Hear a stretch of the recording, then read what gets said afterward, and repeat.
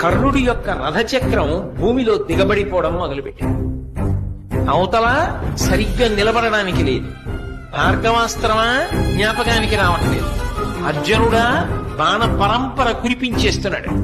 రథమా కదలదు. ధనస్సా విరిచేశాడు.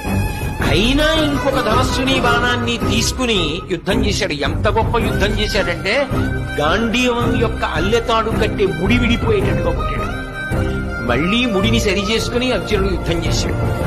అర్జున, నువ్వు రథం మీద ఉన్నావు, నేను భూమి మీద ఉన్నాను. నా రథచక్రం కుంగిపోయింది. నేను ఇప్పుడు బాణములు వెయ్యలేని స్థితిలో ఉన్నాను.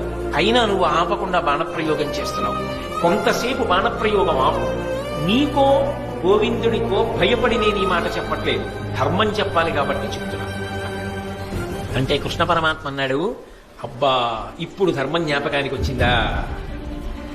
జ్ఞాపకానికి వస్తే రక్షించేది కాదు ధర్మం, అనుష్ఠిస్తే రక్షించేది. నువ్వు ఎంత ధర్మాన్ని అనుష్ఠించావు జీవితంలో?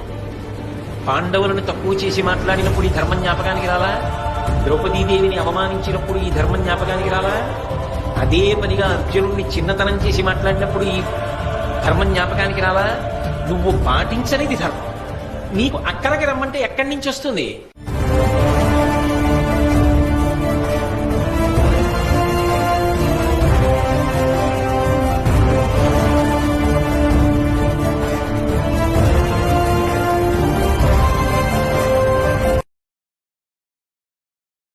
Download ShareChat.